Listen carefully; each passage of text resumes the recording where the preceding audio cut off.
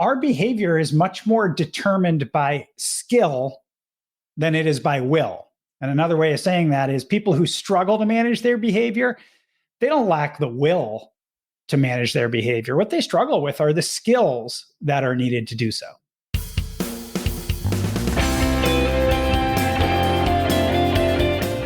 Welcome to Everybody Pulls the Tarp, the go-to podcast for high performers. I'm Andrew Moses, and each week I talk with Olympians, pro athletes, TV stars, Grammy winners, best-selling authors, CEOs, and other high performers to uncover their success secrets. Every conversation is jam-packed with inspiration and actionable ideas we all can apply to our own lives, personally and professionally. Get ready for a behind-the-scenes look at the techniques, processes, and mindsets powering the world's most successful people. Let's go.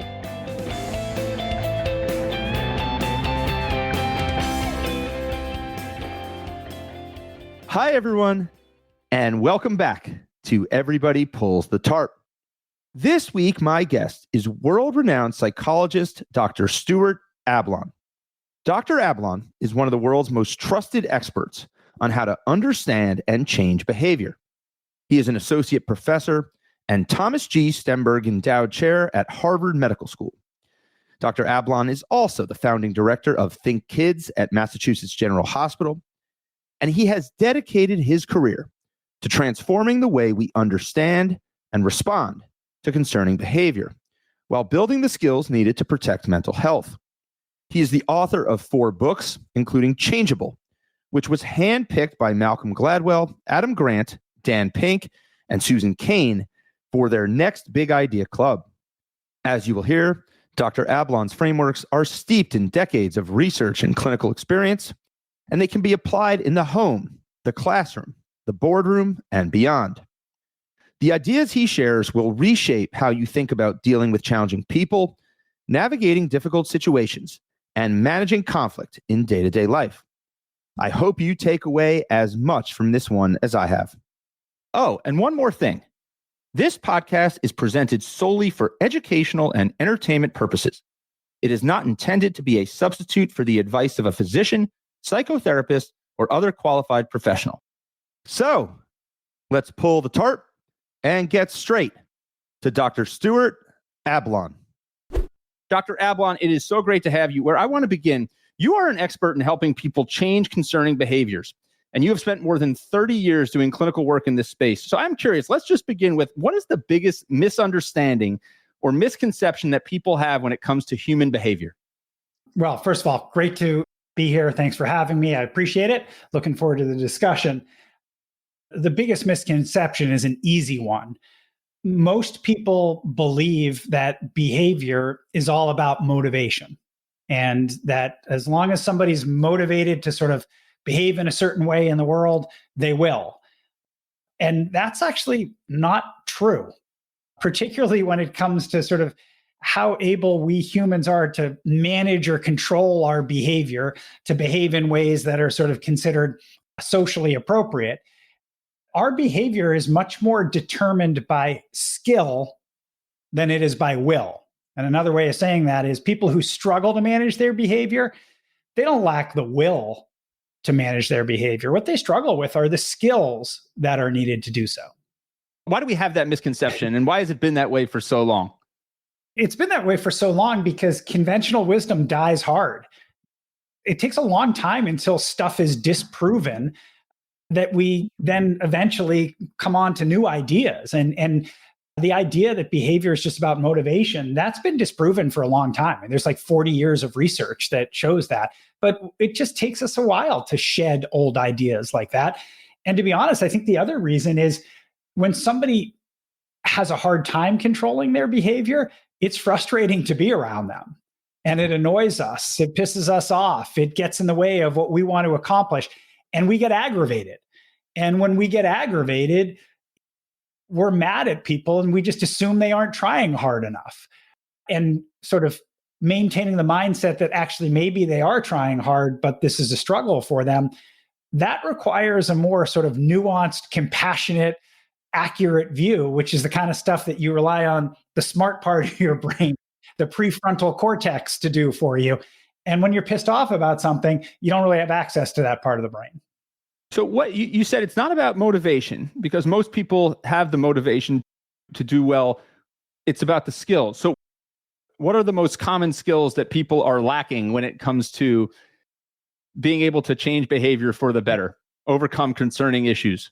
Yeah, well, so the easiest way to put it is that there's skills in areas like problem solving and flexibility and frustration tolerance.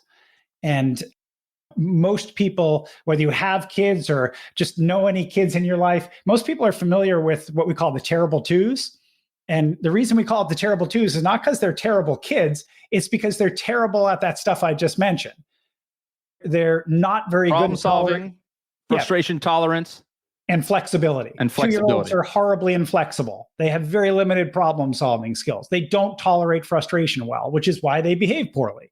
But the good news is most 6-year-olds are better at those things than 2-year-olds, and most 18-year-olds are better than 6-year-olds, and most 45-year-olds are better than 20-year-olds. But I'm using the word most because it's like all other skills. Sometimes some of us are stronger in some and weaker in others. And when I mentioned a few moments ago all the research, I want to be clear, I'm using like general terms: problem solving, flexibility, frustration tolerance.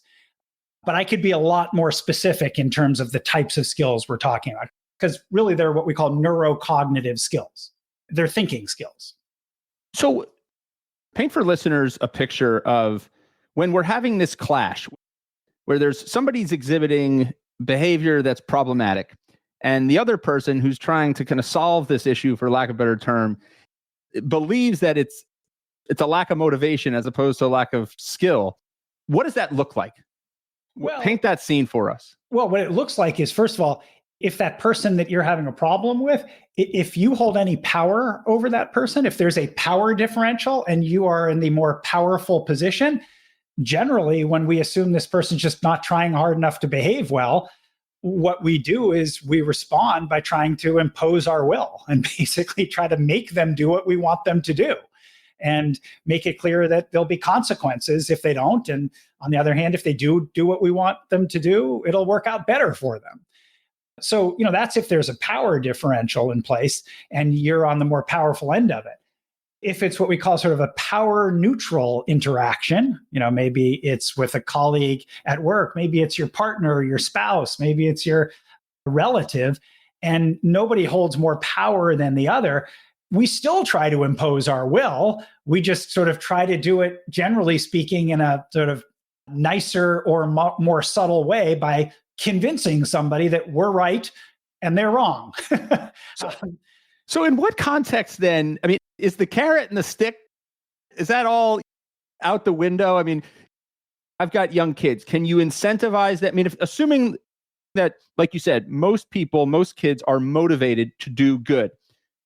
Do incentives work, like those traditional incentives? We say, if you do this, you're going to get a sticker every day. If you do this, you're going to get to have screen time. If you do this, you're going to get to go to the store and pick a book. Do those work?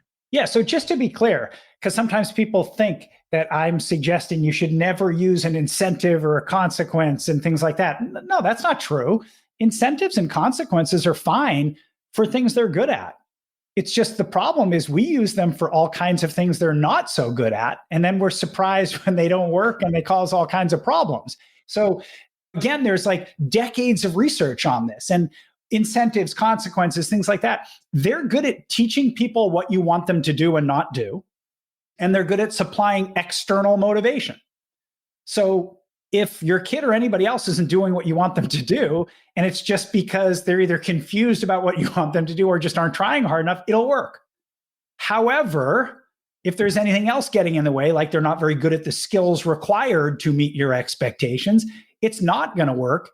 And it actually make matters worse. And what you talk about with your kid, well, look, if you overuse incentives, you're going to create another problem too, which is like anytime you want your kid to do something, you're going to ask them to do something. They're going to look at you and they're going to be like, what are you going to give me? Pay up.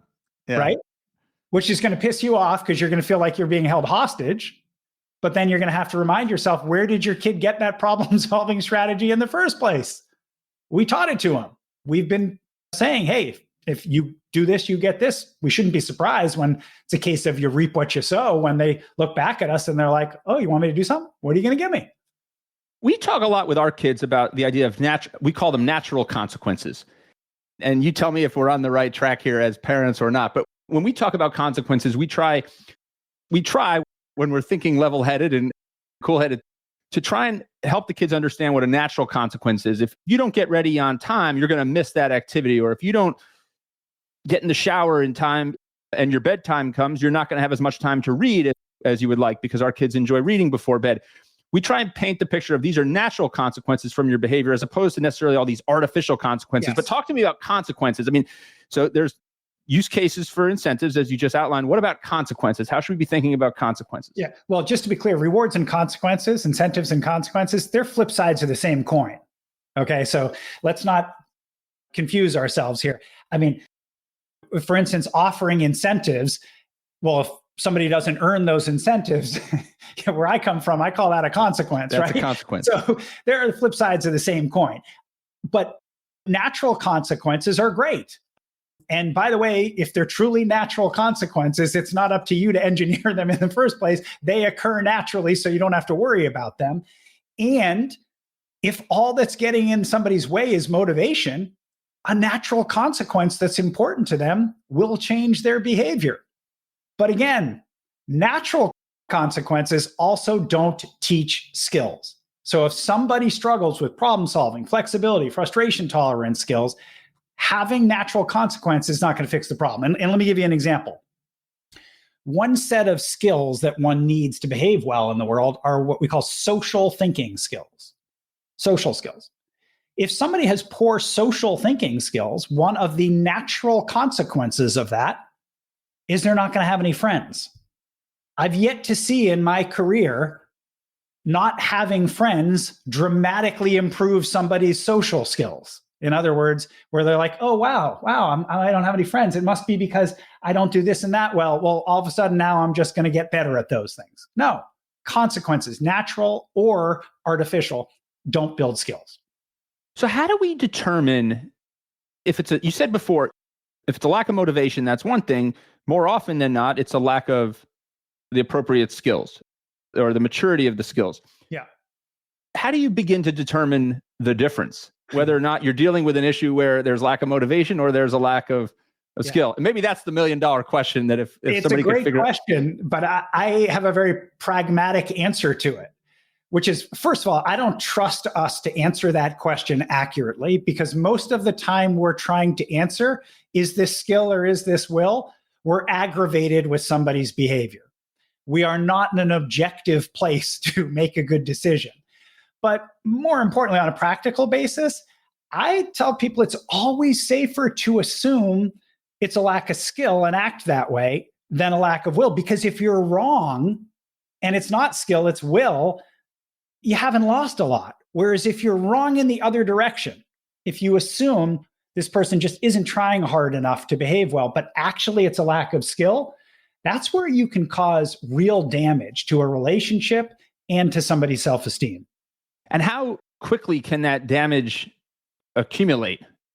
Is it 1 or 2 interactions, or is it over a sustained period? Yeah, no, it's not 1 or 2 interactions. And let's be clear, we're human, right? We're going to make mistakes. We're going to handle things wrong. It's fine. But if it's a sustained pattern where somebody's constantly getting the message from us, we don't think you're trying hard enough, they're going to start to believe that about themselves. I mean, my grandfather always used to teach me that if you give a dog a name, eventually they'll answer to it. And with every reward, every incentive, every consequence you send somebody's way, you're sending the not so subtle message, you're not trying hard enough. And eventually, they've got to decide whether they're going to believe that about themselves. I have heard you say, and when I read about your work around collaborative problem solving, you talk about this fundamental pillar being this idea that people do well if they can. And when I read that, that was a really powerful reframe in my mind, because I think to what you just said there moments ago, at least I'm typically wired to think that, well, this person is not motivated to do this. In anything that I encounter, that's how I first, and maybe it's because I assume the wrong, and I don't assume positive intent, but reading that and how you position that around the idea of your work around collaborative problem solving, that felt really powerful. How do you begin to action that specific reframe? Yeah, so I'm really glad you're highlighting that because that's really the foundational philosophy behind all our work. And just to be clear, it's not just that it's a sort of a compassionate, humane way of thinking about people and behavior. It's rooted in science, okay? It's rooted in almost a half a century of research in the neuroscience, this notion that people do well if they can, which we should translate that a little. What we mean by that is if somebody could do well, they would do well. In other words, I've yet to meet the person who prefers doing poorly to doing well. Don't we all want to do well? Ultimately, aren't we all doing the best we can with whatever the world is throwing at us at any time and the skills we're able to bring to bear? So it's hard. You got to sort of make that a mantra of yours to remind yourself, because as you pointed out, we're all sort of indoctrinated to believe everything's about motivation. And I'm struck on a daily basis. Like I'm a big sports fan. I watch a lot of sports. I play a lot of sports. The amount of times people invoke motivation on like the highest stages of professional sports and just declare, yeah, that team just came out flat and unmotivated for the Super Bowl. I'm sorry, they're not unmotivated. Like that's not what's getting in the way. Or the coach, he just didn't motivate them correctly. We falsely attribute motivation as the sort of the most important mechanism. So it takes a shift in our thinking, and it takes diligence from us to remember people do well if they can.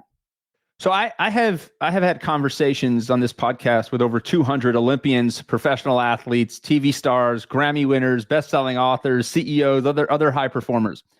A lot of athletes and a lot of folks from the sports world, but a lot of successful people from a lot of different disciplines, as I just mentioned. Everybody that I've encountered in these conversations seems, to my eye, to be highly motivated. So is there a continuum of motivation? I mean, because I agree with you. Like when a coach says, their team was just, they wanted it a little bit more than our team, or we just came out flat, like as you described in the Super Bowl or in the Final Four, like that would seem to be incongruent with what you would expect around the idea of motivation. So is there a continuum of motivation? Sure. Well, and look, I think there's also something really important here. We're talking about motivation globally. We should be clear that there's two different types of motivation. There's what we call extrinsic motivation and intrinsic motivation or drive.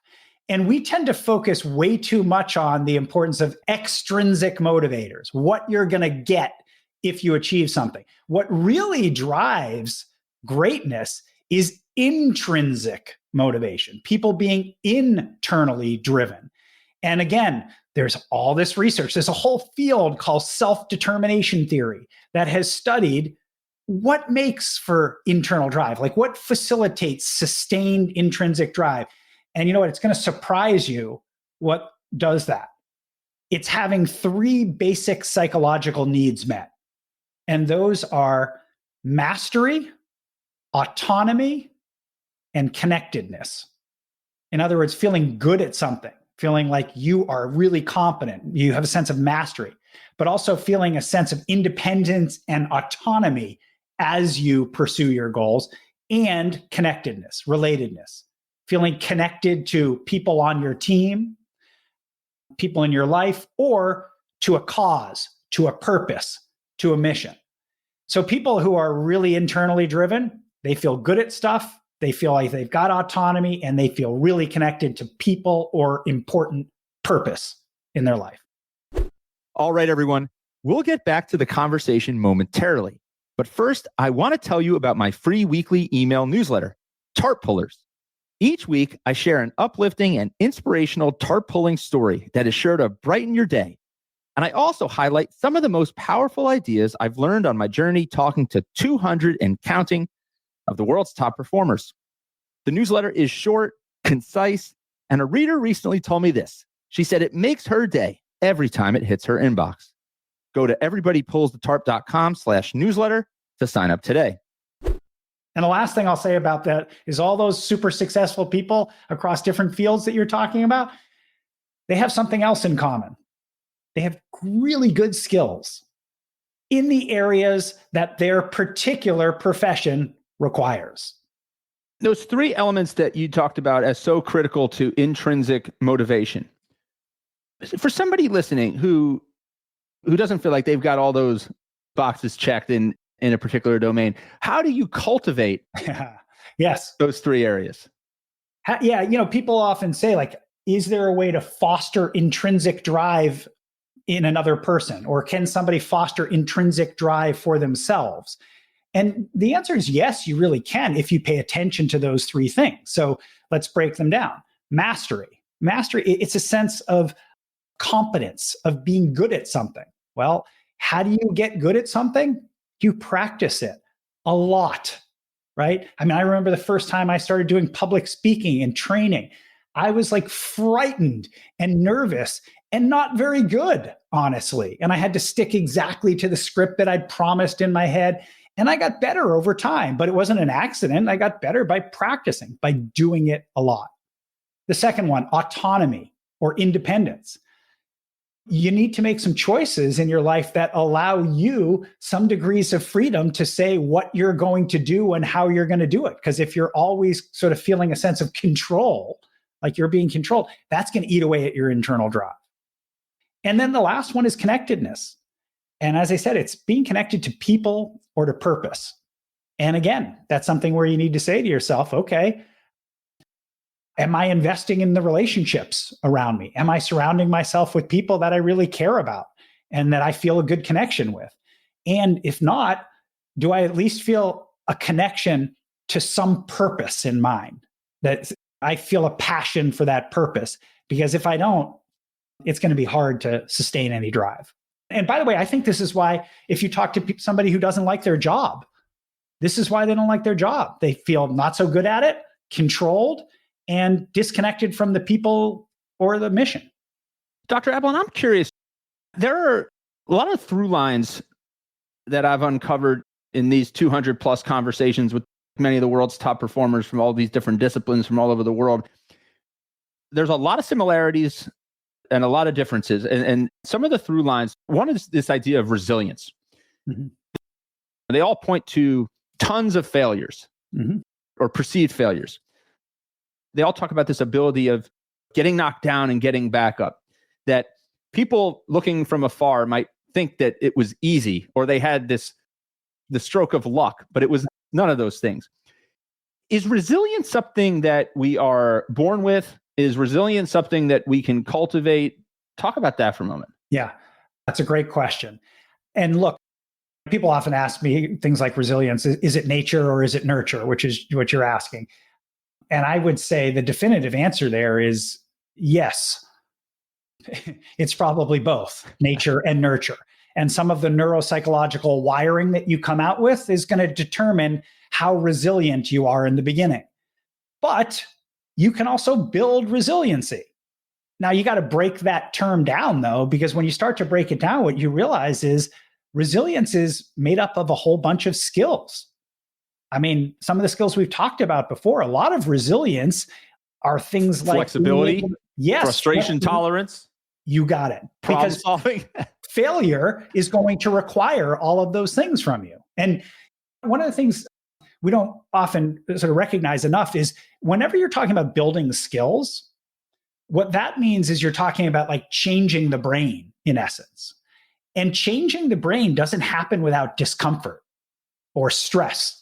Our brains literally don't change without stress. So what all those folks you're talking to are pointing out is they've had to deal with a lot of stress because they fail and they feel stressed. And that is actually helpful to build skills moving forward. And those are the skills that go into resiliency. Speaking to that the idea that it's helpful in building those skills for the future, one of the other common through lines is the way they are intentional about almost engineering failures to practice through, right? Mm-hmm. You know, figure skaters who practice on kind of choppy ice, or basketball players who shoot on one foot, or golfers who, instead of going on the range, they spend a lot of time with one foot in a sand trap. They practice kind of getting comfortable in these uncomfortable situations. I think that maybe like what you're referencing there a little bit. Yeah. And look, in my world, when I'm talking about skills like problem solving, flexibility, frustration tolerance, there's a good news, bad news scenario here. The good news is you don't have to engineer it. You don't have to find a sand trap for this, because life is going to put you in the bunker again and again and again. Every one of us on a daily basis encounters opportunities that require us to practice our problem solving skills. So those opportunities are all there naturally. It's just whether you take advantage of them or not to practice these skills. This podcast is called Everybody Pulls the Tarp, and it's all loosely based on a moment nearly just over 20 years ago when I was working in minor league baseball. And Dr. Ablon and I had signed up for this front office internship. I was working in the New York Yankee minor league system, and I got up on that first day and I put on a nice pair of pants and a polo, headed to the office for my front office internship, expecting to spend 99% of my time in an office learning the business of sports. And I quickly learned that I would be pitching in a lot of different ways, working with the grounds crew to pull the tarp on and off the field, dressing as the mascot, cleaning up trash, selling souvenirs in the stands, driving players to the airport, you name it. And ever since then, that has been kind of a rallying cry for me and those around me. I say everybody pulls the tarp. That means everybody works together. We all do the little things. We pitch in, regardless of what our job description says or what our title or tenure, or years of experience. Everybody pulls the tarp. And it's, in a way, it's a story, I think, that sheds a light on the idea of collaboration and working together and everybody lifting each other up. So on that subject, are we born collaborative? Mm-hmm. Or is it something that we're taught, or is it a combination? Like, why are some people more collaborative than others? Well, first of all, it's a great story that it feels like it's foundational for you. And I won't hold it against you that it was an internship with the Yankees, being a lifelong Red Sox fan. But I'm a Mets fan, so when I did that, okay. I wouldn't even bring the Yankee shirt, in past the garage when I was working in that organization. So if it makes you feel any better. All right, that does make me feel better. So thank you.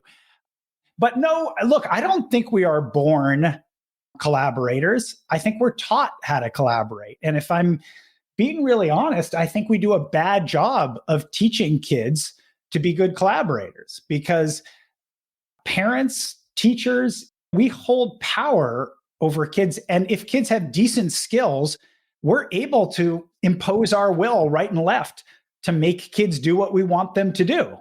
And I think what that does is that raises the next generation of kids who can't wait to get bigger and stronger than other people so that they can impose their will. And in my view, sort of my version of like what pulling the tarp looks like is saying, you know what, just because I can get away with imposing my will, because maybe I'm in a more powerful position, does not mean I'm going to. What I'm going to do is work really hard to understand my child's perspective or point of view, a colleague's perspective or point of view, or relative. And I'm going to work really hard to empathize with them.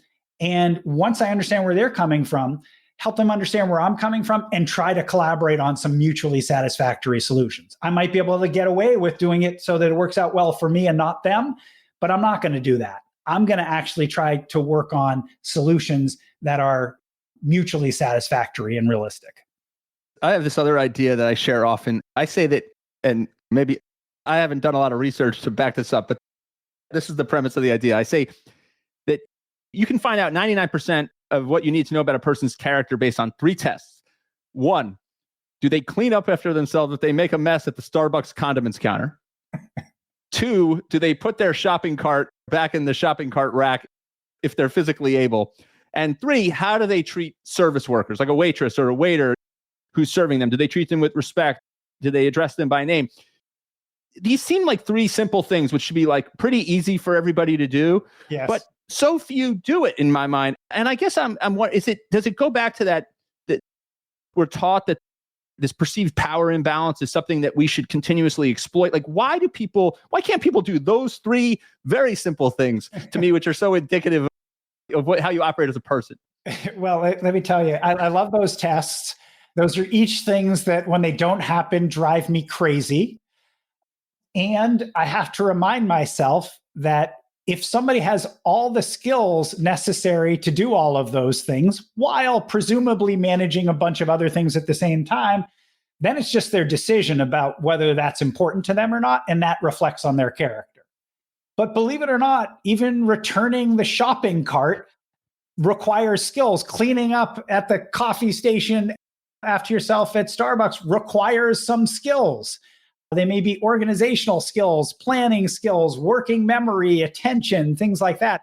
And so, as tempting as it is to just diagnose poor character in those moments, I'm always reminding myself, be careful, because it may be about skill more than it is about will, or in this case, character.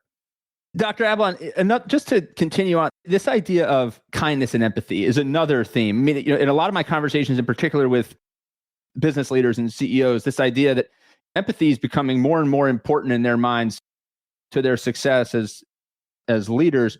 I guess I would ask you the same question. I mean, let's frame it up as, I mentioned my kids. I always tell my kids, look, you can get pretty far in life if you're kind and you work hard and you have passion for the things that you do. Why are some people kinder than others? Like, why is it so hard for people to just be kind? I know this may be another another $1 million question. Well, you started off talking about empathy, right? And now we're talking kindness. I think because empathy is in some respects the cornerstone of kindness, right? That goes beyond just being sort of polite, but real kindness in a way that fosters human connection. And I'm going to sound like a broken record here, but empathy is a skill. Now, some people are born with better skills at empathy, just like some people are better golfers and basketball players. But just like you can get better at those sports, you can also get better at empathy. And frankly, I don't think we do a very good job of teaching people how to become better empathizers. And as kids, what's the best way to teach a kid how to be better at empathizing? You have to model it for them first. You've got to show them what empathy looks like before you're going to ask them to practice it themselves in their real life. And look, empathy in my work, it's the most important piece, because empathy, feeling understood by somebody else, feeling listened to, feeling heard, that is the most calming and regulating thing that anybody can do for you. So empathy, the difference between, just to not to parse this into too much detail, but just to make sure like I'm thinking about this the right way. Empathy is more, it's not necessarily that you agree with the person or that you're polite to the person. It's that you're seeking to understand their perspective. Yes. Literally, the definition of empathy is to understand somebody else's perspective, point of view, concern, experience. And you said something really important. You don't have to agree with it. You can patently disagree with somebody else's point of view or perspective, okay? Or you can completely agree with it as well. It doesn't matter, agree or disagree. You can still empathize, because empathy is simply understanding. And in today's world, where there's a lot of polarization in particular, empathy is in high demand. We are not very good at it, because the more somebody's point of view feels at odds with yours, the harder it is to stay in empathic mode. And an empathic mode means listening, gathering information. I mean, that's what I tell people. If you want to make empathy actionable, think of yourself as a detective, trying to gather information about somebody else's concern, perspective, point of view, experience. So you'd be asking questions like, well, why do you feel that way? Why is that important to you? Why are you not prioritizing this as much? Like, that's seeking to understand. That's showing empathy in a way. Yes. And the underlying principle here is you want to maintain a stance of curiosity. You are curious, not judgmental. Try to suspend your judgment and your point of view. Bite your tongue on that. And you're just curious. So you're just like you said, you're asking a lot of questions. You might need to take some guesses. And a really important thing to do is when somebody starts filling you in at all, you use what we call reflective listening to reflect back to them. Here's what I'm hearing from you. And don't just parrot it back in their words. Say it in your own words to really see, are you getting it? That gives them an opportunity to say, yeah, you're hearing me. You're getting this. How do we know if we're challenging someone too much or we're challenging ourselves too much? I'll give you an example. If you had asked me when I was 11 years old, I would have told you I wanted to be the third baseman for the New York Mets, but that was pretty evident to me that was highly unlikely. Now, so I kind of gave up on it, right? But there were some basic fundamental skills, to use your term, that like I was a decent fielder, but I could not hit. I was pretty scrawny and, I was kind of short, right? Like there were a lot of things that weren't going my way. Now, when I share that with friends of mine who have played Major League Baseball or competed in the Olympics at higher levels, they say, Andrew, the difference between me and you is that like I didn't think so little of myself and I just kept going. Like it wasn't easy for me. So there was very little opportunity for me to become a Major League Baseball player. Let's put it that way, right? When I assessed, was reflective of my skills. But how do we not sell ourselves short? How do we find that right balance between a goal that pushes us and helps us grow, but something that isn't so outlandish that it's virtually impossible for us to achieve? Yes. Well, first of all, as a kid, we hope everybody has outlandish dreams because most of them are not going to come true. But that's where kids use fantasy to sort of aspire and to play. And that's fantastic. Now, as you get older and into adulthood, you have to become more realistic, right? And at that point, what you're looking for is you should feel sort of stressed and challenged on a regular basis.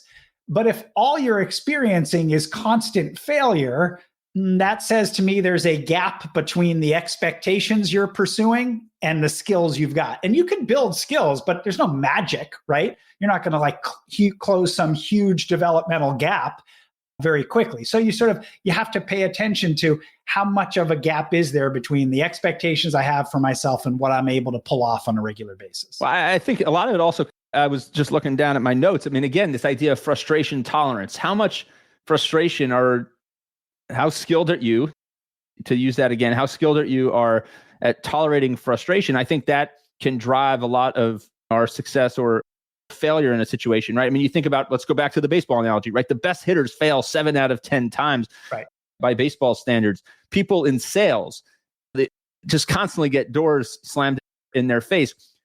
People who, I guess to an extent, it comes down to, as you just said earlier, how skilled are you at tolerating frustration and how well can you cultivate the ability to tolerate more? Yeah. And those professions you mentioned, I mean, you do have the opportunity to look at benchmarks there to say to yourself, okay, so I'm not getting on base the majority of time, but nobody else is either. And actually, I'm stacking up pretty well. I'm getting lots of doors closed in my face as a salesperson, but actually my numbers, I'm leading my region. So you have these benchmarks. Because look, I do actually believe you could be too good at tolerating frustration and set yourself up for sort of a very masochistic life as well. So it's all relative. You know what I mean? Yeah, it's all relative. That's a great way of putting it. And I think that's an idea that all of us, I think, can take away from this conversation. This idea that if you can find a benchmark is very helpful because it can give you some more perspective about where you are in relative to others in that domain, in that discipline. Dr. Ablon, as we get ready to wrap up our conversation, I just want to get your thoughts on a few final items. Just in its simplest terms, whether you're a parent, a friend, a partner, spouse, a colleague, a boss, when you see someone that is doing something that's inconsistent with your expectations or inconsistent with your values, what's one thing that we all can do to try and have some incrementally positive benefit on that person or situation? So assume people do well if they can, start from that vantage point, and try to remain curious. Instead of snapping to judgment of why they're doing this and why they're not and what's wrong with them, be curious, not judgmental. Try to gather information. Start from that mindset. I can tell you in my own personal life how often I have found this helpful, where I am about to rush to judgment and interact in a way that later I know I would have regretted. And if I can put the brakes on and say, okay, wait a second, let me hold on to my frustration for a moment and just seek some information. 9 times out of 10, I learned something where I'm like, oh, wow, I'm glad I listened to that because this changes the picture a lot. Okay. So the one thing is be curious, not judgmental. Be curious, not judgmental, and remind yourself that people will do well if they can. So Dr. Ablon, final question for me, years from now, if somebody was writing a book about your career and your work, what would you want that book to say? Wow, nobody's asked me that. Well, first of all, I hope people have more important things to do with their time. But if somebody were to do that, I would hope that they would say that I had made a positive impact on helping human beings understand each other better, collaborate with each other, and helped in some small way, made the world a better place for having been there. Well, Dr. Ablon, you are well on your way. I have absolutely enjoyed this conversation. I have learned so much. I know the listeners have as well. One of the things I like to say is that I am on a mission to build a world full of tarp pullers, a world where people live the everybody pulls a tarp mindset. And there is no question in my mind that you are a tarp puller. You're a certified tarp puller, as I like to say, forever a part of the everybody pulls the tarp family. But it's not just that you are a tarp puller. Your work is inspiring others, and it's going to help us build a world full of tarp pullers. And for that, I'm forever grateful. Dr. Stuart Ablon, thank you for spending a little bit of time with me this week. This has been such a fantastic conversation. I've learned so much. Well, I really appreciate you having me. I've enjoyed the conversation a lot as well, and I hope others will too. So it's great to spend some time with you, and thanks for being curious about my work. Thank you. We'll have to talk again soon. Take care. Thank you for joining me this week. Be sure to subscribe in your favorite podcast app so you can catch all of our upcoming episodes. And if you're like me and want a world full of tarp pullers, then leave a review to help others find us. You can also follow me on Instagram at AndrewMoses123 and sign up for my email newsletter at everybodypullsthetarp.com/newsletter. I'll share tips and insights to help you achieve maximum success and happiness. Until next time, keep pulling the tarp.